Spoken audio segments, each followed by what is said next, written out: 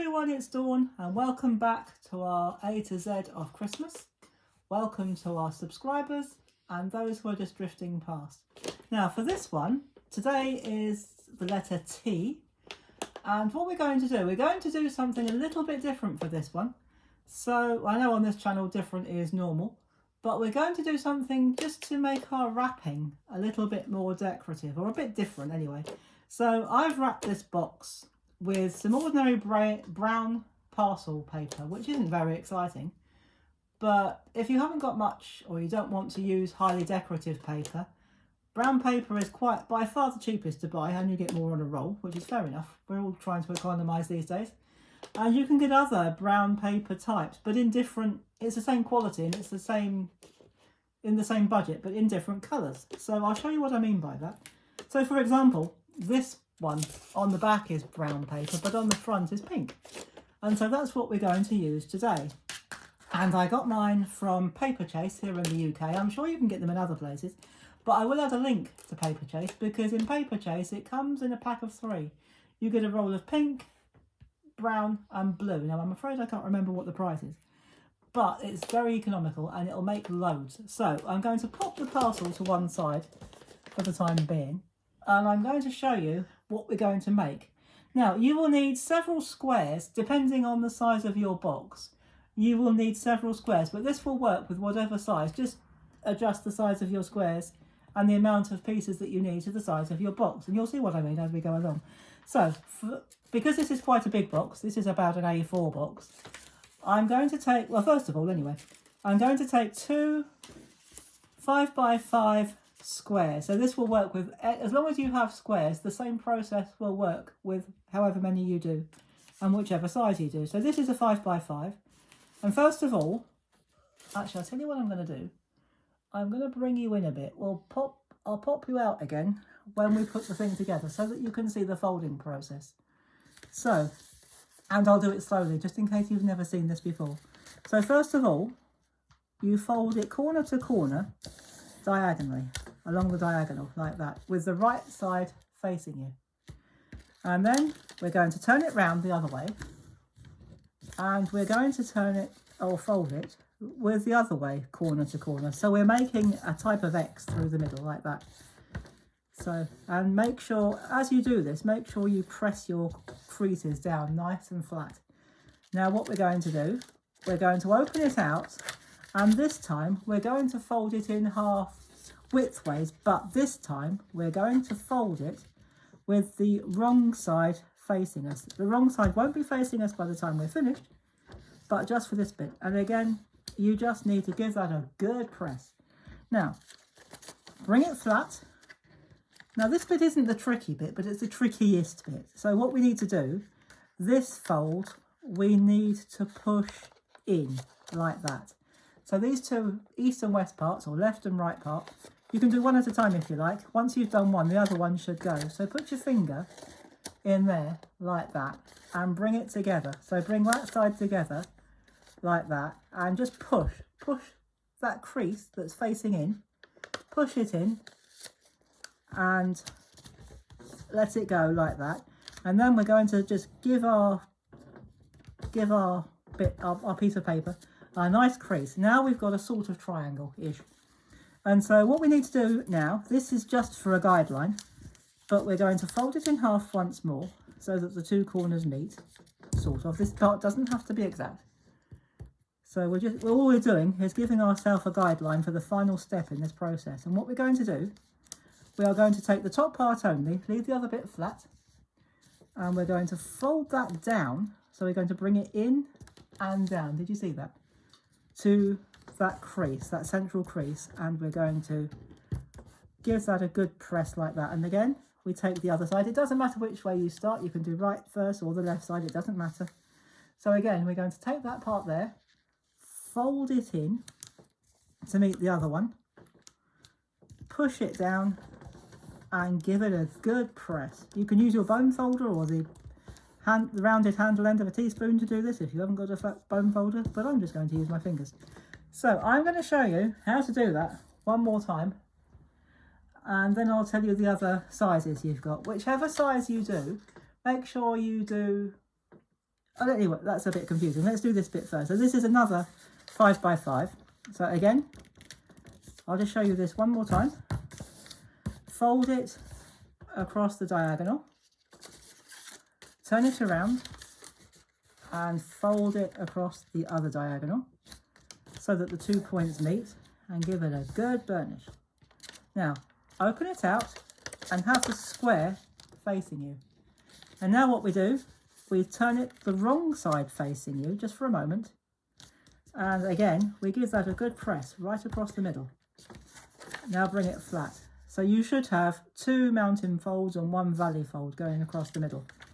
So then what we do, that valley fold, that one that pushes in, bring it, the easiest way of doing it is folding it over and then push it in.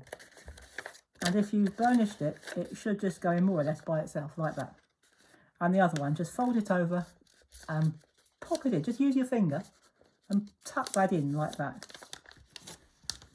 And we're going to press that down, give it a good press. That's the key to this, the success of this, giving it a good press each time. And once more, we're going to take the top part. It's better to do this with paper. Card can be a bit bulky. Now, what we should have done, you don't have to do this bit. This is just me being ultra fussy. But if you're not sure where the centre is, just give it a fold, because that will give you a centre line to fold up to. So take the top part like that, bring it down so that it meets the fold, but don't let it cross the fold, and bring that part to meet it. And we're going to do the same with the other one. So just bring it up. This is quite thin paper, so it's sometimes quite difficult to get hold of. And fold it into the middle. If these bits tuck under and they show, don't worry about it. It will add to the variety once we put it together. So once you've done that, now I've got 2 pieces of 5 by 5. I'm going to bring my parcel back now, and I'm going to just pop you out for a minute so that you can see how we put this together. Oh, sorry about that, folks.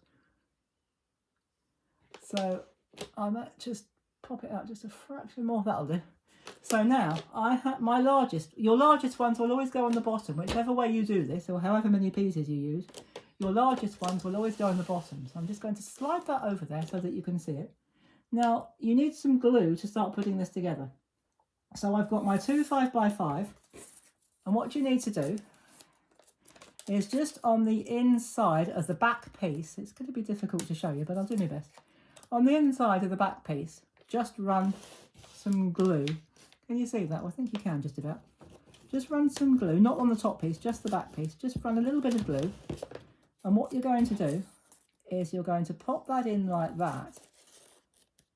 But don't put it right on top. Just do it so that you've got a little bit showing. Like that. So it's sort of forming a little bit of a zigzag. So what we're doing here, we're building up a Christmas tree eventually. Now, I folded all the others in exactly the same way.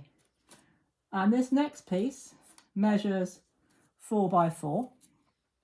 And again, I'm just going to lift that up, put a bit of glue on the inside, just on the back part of the inside, lift that up and put it where I want it, about there. So we'll try and keep it more or less even all the way up. So we're going to put this together now. So this next part will go quite quickly. And so once more, this is another 4 by 4. And once again, we're going to glue it. I think I'm going to need to pop this up. This is a Pritt stick, but any strong glue stick will do. You can use liquid glue if you want to, but it can be a bit messy. But I wouldn't recommend using tape, because if you get it in the wrong place, you might not get it off again. So there we go. And now my next pieces are 3 by 3. So they're exactly the same fold, but obviously they're smaller. So let's just pop that up a bit. And again, we're going to just lift it up. The smaller bits can be a bit fiddly, but don't worry, we'll get there. So again, we're just going to pop a bit of glue, just roll the glue around. It'll be fine. And then pick it up and pop it on where you want it. Again, we're going to try and keep this reasonably even. And of course, if you use glue, you've got a bit of time to wiggle it in the right place. What we're trying to do, we're trying to keep this line here reasonably straight. It doesn't have to be dead straight, but reasonably. So again, we're nearly done. I'm just going to pop a bit of glue, and I've got one more piece. This is a 3x3, and I've got one more piece. I've just cut one small piece to go on the top. But obviously, if you've got a smaller parcel to wrap, you won't need to make your tree as big as this. And I've got another piece which is 2x2, and that really is fiddly to... That's the fiddliest bit. The smaller they are, the fiddlier they are to fold. But that's all right, you'll get there. So again, I'm going to... Whoops. Not let me glue go on the floor. That's not a good idea because we still need it. So again, we're just going to slide that in and pop it down like that. Just wiggle it into place, or a little bit higher. And we have a beautiful tree topper. So it doesn't have to be dead straight, but if you've got all the time you've got glue, you've got time to move it. So what we're going to do now, we're going to turn our tree over onto the back. This is the back, so actually when you turn it over it's easier to see that it's a tree. And we're going to we're not going to put any glue on that bit.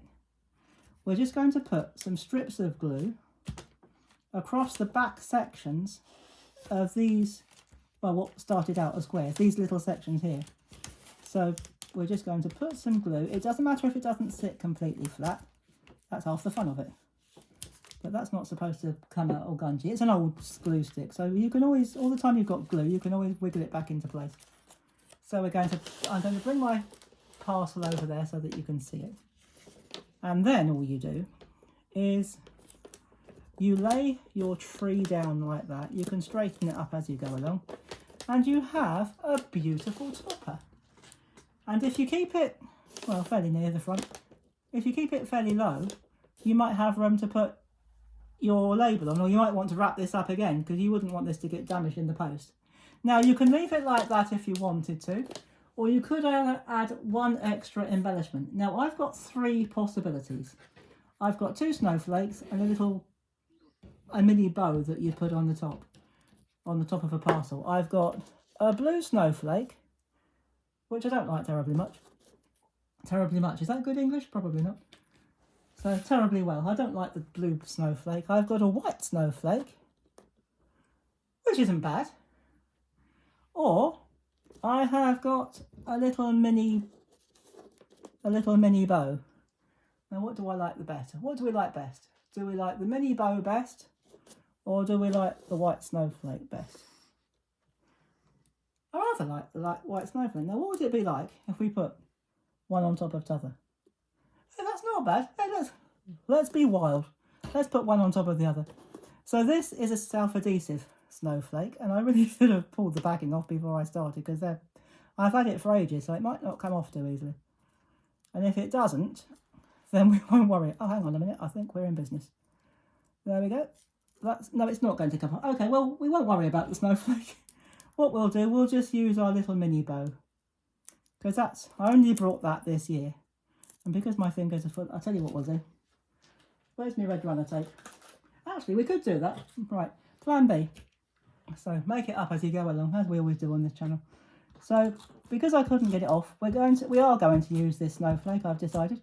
And because I couldn't get the backing tape off, I'm going to use some red runner tape, which is just about run out. That's okay. And I'm going to stick that down like that. And I really like that. Now, all I've got to decide now is, do I still want that in the middle? Or do we think that's too much? Do you know what? I think that's too much. I think we're going to leave the white snowflake there, you know, guys. So there we go. You don't have to put that topper on if you don't want to. That's just me being ultra fussy. So there you go. If you wanted a different way, or an alternative way, of wrapping your gifts, just use brown paper and then get some other plain paper. We could use pattern paper if you wanted to. I've not tried this with pattern paper, so I don't know what it looks like. But that's a very stylish way of wrapping your gifts and very impressive. So after Christmas is over, I'm going to try and find a different system, not a Christmas tree, but with the same type of effect. I'm not quite sure what yet, but we'll see. If you wanted to, you could glue that top bit down, but I think I'm going to leave it lifted because I like it. So there we go, guys. There is our T4 tree topper, I think we're going to call this, because you could either layer it up and put it on your box, or you could make it maybe slightly smaller, and you can make a Christmas card with it. So we're going to call it a tree topper. So I hope you've enjoyed that. and enjoyed watching the folding techniques. It's ever so simple. Do have a go yourself. It's not difficult at all. Once you've done a couple, you'll be doing it in minutes, in seconds. You won't be able to stop doing it. It's quite addictive. So there you go, guys. There is our T for tree topper. And if you pop back tomorrow, we will be on LMQRST. U. I wish I knew my alphabet a bit better. We will be on U. And you can find out what I've come up with for the letter U in our A to Z of Christmas. So do pop back and see what I come up with for that one. And of course, if you wanted to, if you really wanted to be extra fussy or extra decorative, you could put a little pot underneath. But I'm not going to do that. I'm going to leave that like that. So I'm going to wish you a good day. Have a wonderful day, the rest of the day, whatever you're doing. And I'll be back tomorrow with the letter U. So until then, stay safe, everybody. Have fun and stay warm, because here in the UK it's getting jolly chilly. So if it's cold where you are, stay wrapped up and warm, stay safe, and happy crafting. Bye bye for now.